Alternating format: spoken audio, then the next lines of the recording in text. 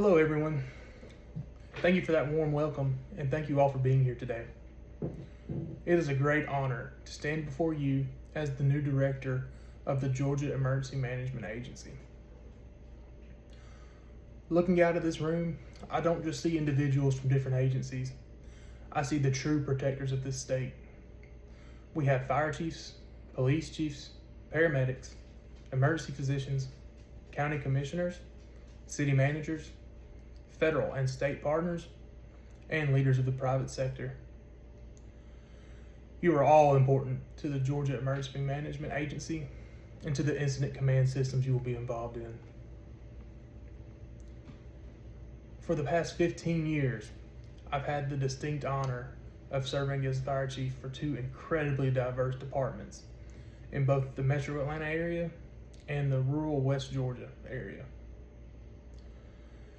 In those roles, I came to the realization disasters do not care about the area you were sworn to protect, and they certainly do not care about the badge you wear.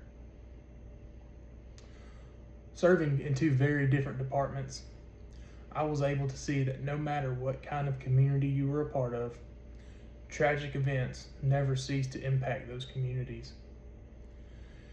In emergency services, we do not just protect our own area, we are a family, and we will serve and protect each other no matter the distance when needed. Before stepping foot into my position as fire chief, I served in every rank from firefighter, paramedic, lieutenant, captain, battalion chief, and assistant chief. I've served in all the ranks. I know without a doubt in this new role, I will not only be serving the Georgia's Emergency Management Department, but I will also be serving all of you to the best of my ability. I am truly honored to have been chosen for this position, and I will not let you down. When the governor asked me to step into this role of director, my answer was an immediate yes. Not because of the title, but because of the people in this room and the ones out protecting our citizens in the streets. It is you that makes the difference in our state every single day. I know you are the ones with boots on the ground, serving the communities to your fullest. My background in the fire service has taught me exactly what you need from the state level.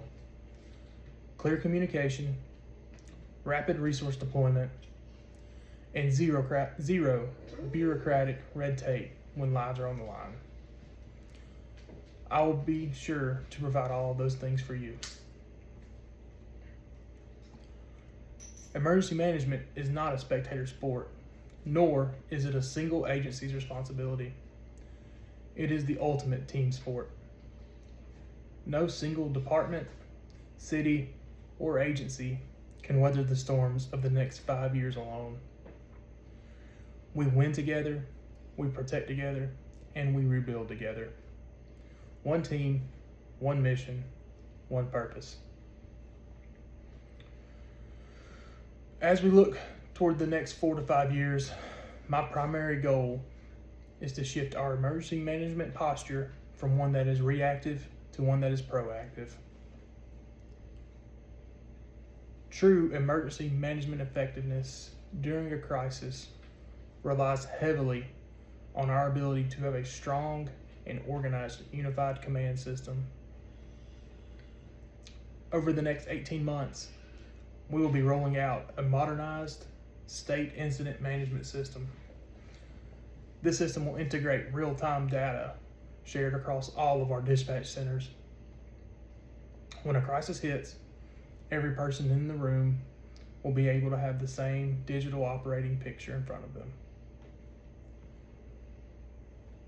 During major incidents, our specialized teams, the Georgia Search and Rescue Task Forces, they are our spearhead.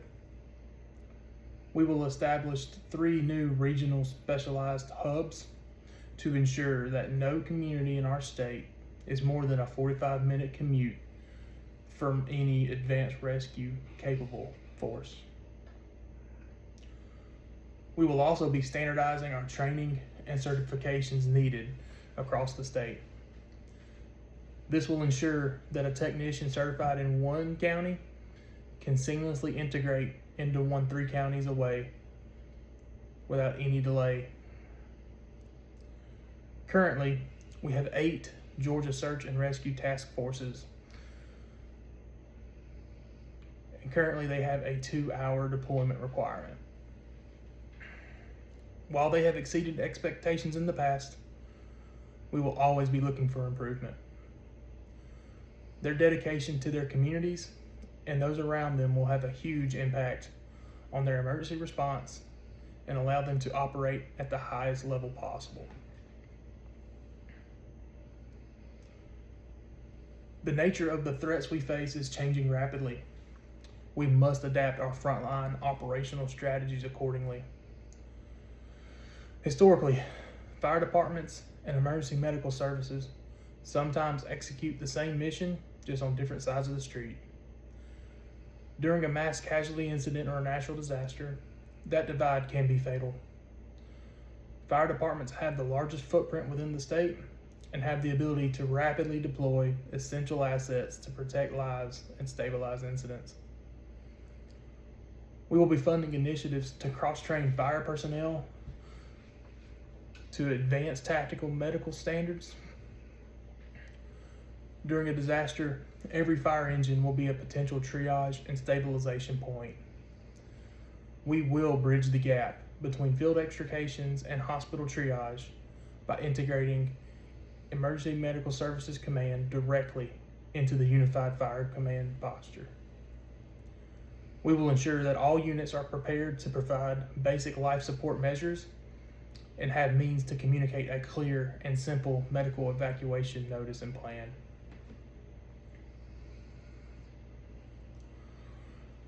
Climate trends dictate that wildland urban interface fires are no longer just a seasonal threat. They are a year-round reality.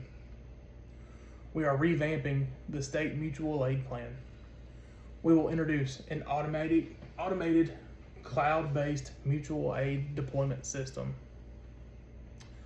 This system will be available at dispatch centers, mobile dispatch data terminals, and mobile devices alike.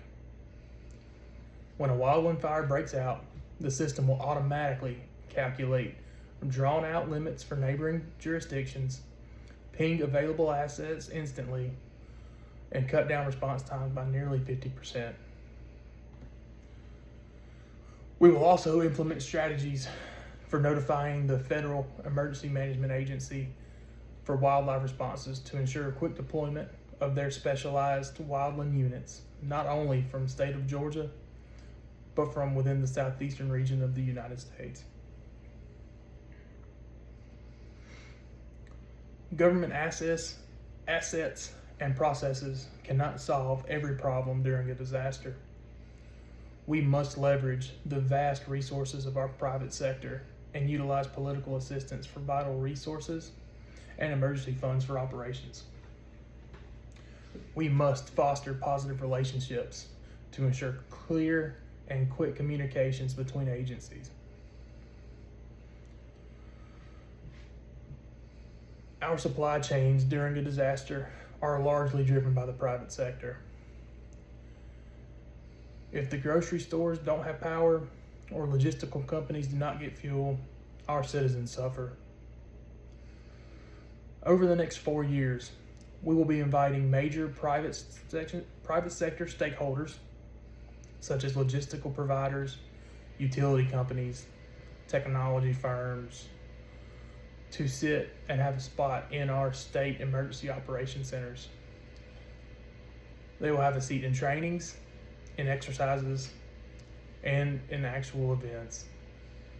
This will allow for quick allocation of resources by cutting out delays in communication and possible miscommunications. To our mayors, county commissioners, and local public safety directors, you are the bedrock of our response. My goal is to ensure that you are never surprised. We will establish quarterly briefings and pre-disaster planning workshops for elected officials. This will ensure that when the worst happens, you will already know the game plan for state declarations and emergency fundings.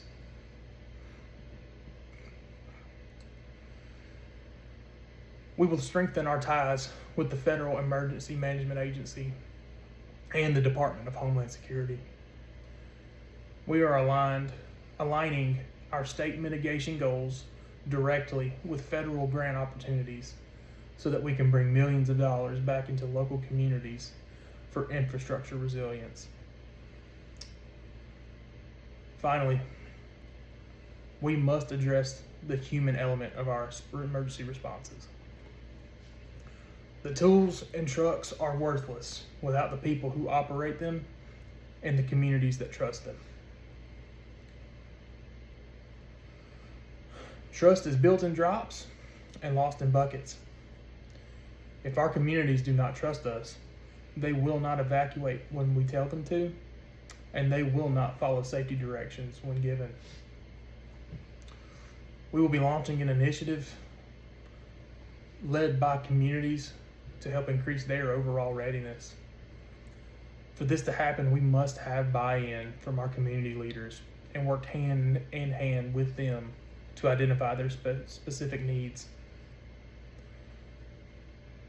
We will be translating our emergency preparedness materials into the top 8 languages spoken in the state, as well as providing materials in different formats, such as TV programs, radio programs, physical literatures, and holding public outreach events coordinated with our local and state agencies.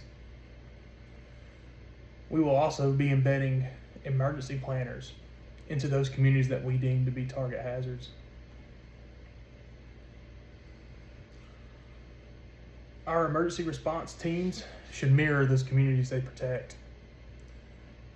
We are establishing state-level grants for local departments to help build and fortify their recruitment pipelines and processes within their diverse communities. Diversity is not just a metric, it is an operational advantage. Different backgrounds bring different problem-solving skills to the chaotic environments that a disaster scene creates.